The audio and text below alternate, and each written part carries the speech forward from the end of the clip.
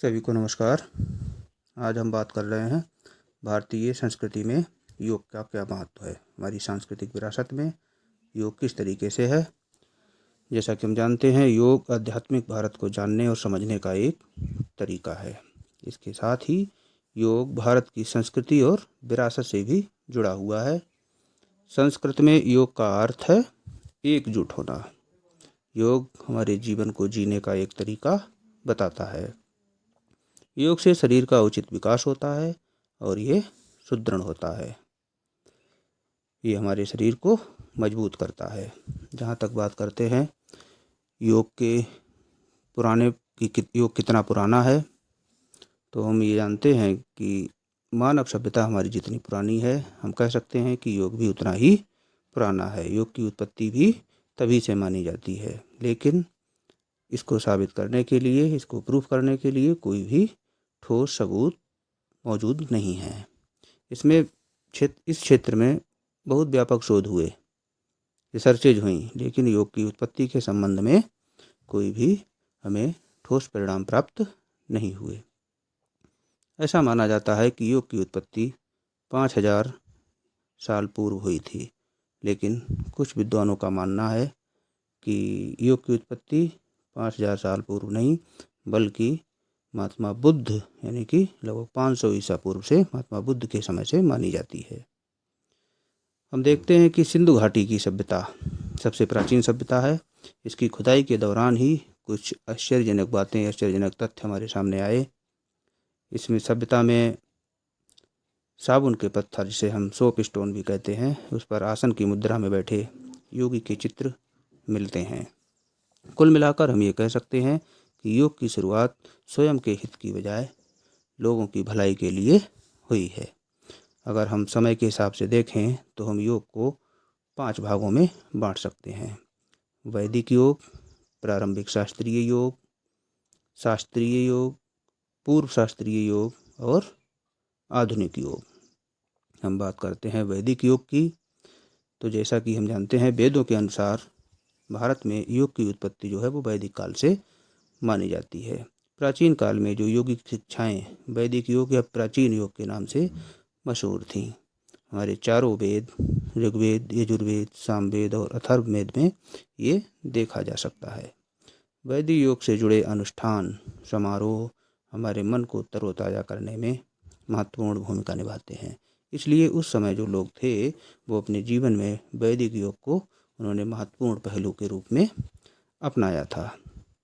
इस समय पर समर्पण का उपयोग करके एक समय तक किसी भी चीज़ पर ध्यान केंद्रित किया जाता था। इसलिए वैदिक योग को योग की जड़ माना जाता है। हम बात करते हैं प्रारंभिक शास्त्रीय योग की। वैदिक योग के बाद इस युग का शुभारंभ हुआ। उपनिषदों का निर्माण इस समय में हुआ और इसकी अवधि लगभग 2000 ईसा पूर्व 2000 वर्षों की मानी जाती है।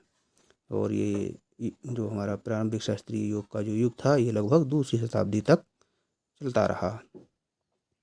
इसके कई रूप हैं, लेकिन सभी रूप जो हैं वो वैदिक योग के समान ही हैं। इस समय पर चूंकि उपनिषदों की उत्पत्ति हुई, तो ये माना जाता है कि योग की उत्पत्ति भी उपनिषदों के साथ ही हुई। एक हमारी हिंदुओं की महत्वपूर्ण धार्मिक पवित्र पुस्तक श्रीमद् भगवद गीता में भी इस उत्कृष्ट योगों के प्रमाण मिलते हैं। एक जगह पर भगवान श्री कृष्ण ने कहा कि यदि हम अपने कार्यों को लगन, ईमानदारी और निष्ठा के साथ करें तो हम निश्चित रूप से सफल होते हैं। ये योग का ही एक समावेशन था। इस समय पर क्या था कि दिव्य शक्तियाँ मौजूद थीं, लेकिन इसके साथ साथ ही यानी कि हिंदू धर्म के साथ साथ ही बौद्ध धर्म से भी इस अवधि का योग जो है वो जुड़ा हुआ है, क्योंकि महात्मा बुद्ध ने ध्यान के महत्व पर ही शिक्षण देना प्रारंभ किया था। हम बात करते हैं शास्त्रीय योग की। योग सूत्र में इसका प्रमाण मिलता है। पतंजलि ने दूसरी शताब्दी के आसपास शास्त्रीय योग के निर्माण के प्रतीकों का व्याख्यान किया है। जैसा कि हम जानते हैं सूत्र का अर्थ होता है धागा, लेकिन योग सूत्र में इसका अर्थ है स्मृति का धागा। महर्षि पतंजलि ने 195 वचन और सूत्र योग के 8 अंगों का प्रतिपादन किया। 8 अंगों में यम, नियम, आसन, प्रत्याहार, धारणा, ध्यान और समाधि। पतंजलि का मानना था कि प्रत्येक मनुष्य का निर्माण तत्व और आत्मा इन दोनों से मिलकर होता है। योग के माध्यम से इन दोनों को पृथक करके आत्मा का शुद्ध रूप में नवीनीकरण किया जा सकता है। इसके बाद समय शुरू होता है पूर्व शास्त्रीय योग का। पूर्व शास्त्रीय योग का ध्यान जो था वो वर्तमान पर केंद्रित था। पतंजलि के योग सूत्र के बाद ये अस्तित्व में आया।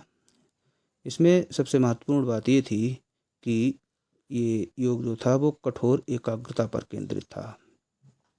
लेकिन इस अवधि में योग ने एक दिलचस्प मोड़ लिया, क्योंकि इस अवधि में ये माना जाता था कि योग शरीर के अंदर छिपी क्षमता को जांच करने और उसे विकसित करने में सक्षम है।